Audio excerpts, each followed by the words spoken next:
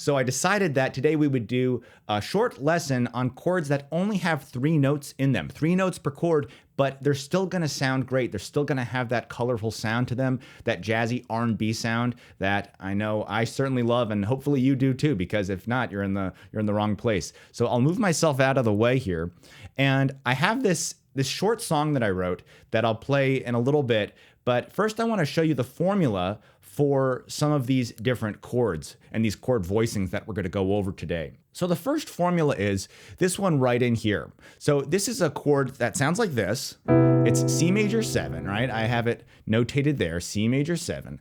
And the formula for this one is 1, 7, 3.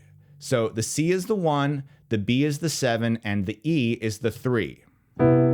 Now, if you don't know what the root, the 7, and the 3 are for any particular chord, well, that's where I would highly recommend you use my chord scale charts. They're free, by the way. You can download them, linked in the description below. But what you can do with these charts is you see here, you've got all of these chords in this row right here. These are all of the chords that exist within the key of C major. But this column right here is where you have the scale degree numbers or the chord tone numbers, whatever you want to call them. And if you look right here, we've got C major 7, and then right in this column here, we've got our chord tones.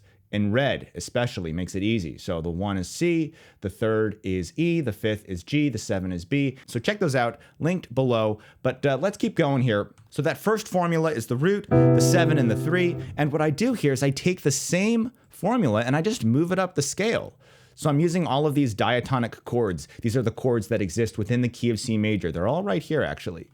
C major 7, D minor 7, E minor 7, F major 7. You take that voicing and you just move it up the scale and you get 4 beautiful sounding chords. If you want to make them sound even tastier, you can add a grace note right below that top note. So C major 7, what's a whole step below E? It's a D. So we're going to do a quick D sliding into the E. Sounds really nice. And then maybe you go up to this F major 7 and you do the same thing. G up to A in this case. I'm right in here. F major 7, I have an A there, and you can add a quick G just before to get a little bit extra flavor. Those grace notes go a long way. And then we're going to actually use the same formula for this G7 sus chord. It's still going to be the root, the 7, but instead of the 3, if you look closely, we have a C in this chord. It's the 4, it's the sus 4. That's why it's called G7 sus. So it sounds like this. It's the root and the 7, and then instead of the 3, we have the 4. So it sounds like that. This whole section goes like this. Cool. Now, the next part is going to be a very similar formula. We're keeping it really simple and just making small variations here, small adjustments. Right in here, we have C, E, and B. So it's the same thing. It's the same 3 chord tones, the root, the 3rd, and the 7, but now we have the 3rd below the 7 instead of the 7 below the 3rd. So we're just inverting that right-hand part there. By the way, I'm playing 2 notes in my right hand, 1 note in the left. So we have that C, E, and B, and if you want to add that extra grace note, you can. We're going to go a whole step below the B and go up like that. And then, just like we did before, I'm taking the same pattern up these diatonic chords.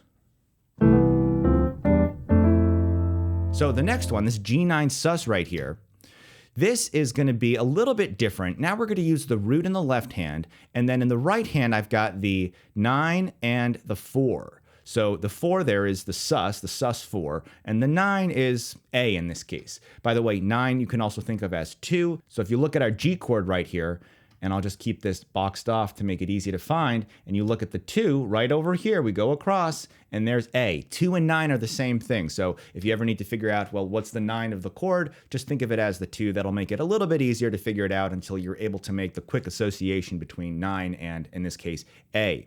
So it sounds like this. We've got the root, the 9, and the 4. And, you know, when you start boiling chords down to just 3 notes, you have to make a decision as to what are the 3 notes that will capture the essence of this chord. That's going to come with a little bit of experience, but the guiding principle, at least, is to get your root in there and your 3rd in there, or if it's a sus chord, your 4. Now, there will be some exceptions, but I think that's a good place to start. So in this G9 sus chord, I've got the root, I've got the 4, and then I added the 9 in just to support that 4 and get a nice little harmony there between the A and the C. So the whole thing sounds like this so far.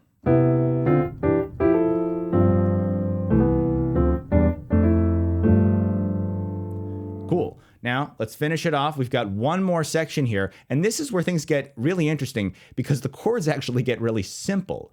We're not using 7th chords anymore. We've got a regular C major, a regular D minor, and this chord right here, that's a C over E. It's still a basic C major chord. We're just putting the E in the bass, makes it a little bit more interesting, and it really aligns with this bass line that I have here where we ascend from C up to F. So it sounds like this. We have C major, just a basic C major chord in root position, but I've dropped that bottom note down the octave. So I'm going up C major, D minor, and I could have gone to E minor after this and kept the same shape, but instead I went to that C over E, and that was mostly because I wanted this particular melody. I didn't want this. I wanted...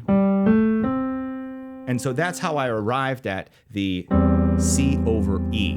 So that whole section, and that resolves at this really sort of clouds opening in the sky part of the song, this F sus2. So I have the root, the 5, and the 9, or the 2, F, C, G. We're on this chord right here. Let me clear some of this stuff out for you.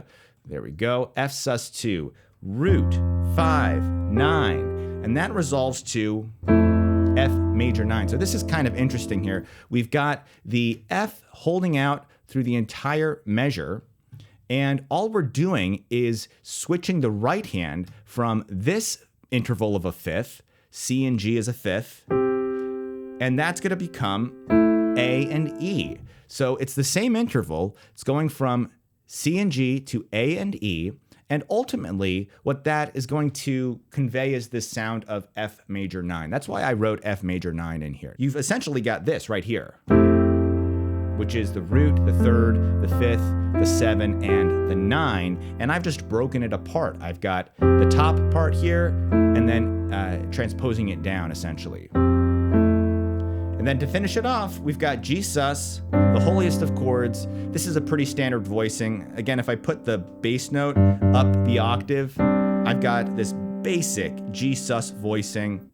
It's the root, the 4th, and the 5th, but my bass note is down the octave, and then that 4 resolves to 3, which is the classic resolution, and then we resolve to just a C. So I'll play the whole thing through now, and just keep in mind, these are simple-ish chords with very simple voicings. I think it sounds really great. It's a little cheesy, it's a little like a TV theme from the 80s, but that's just my vibe in general. So let's hear what it sounds like all the way through.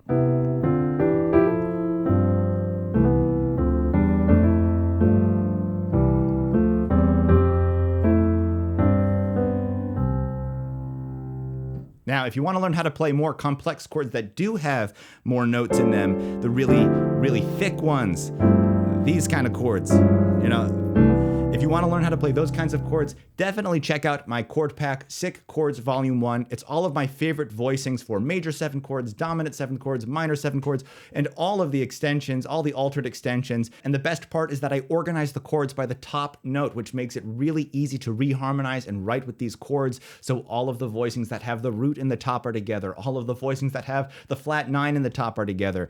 You can learn more about this whole system linked somewhere on the screen and in the description below. But thank you guys for watching. See you in the next one. Bye-bye.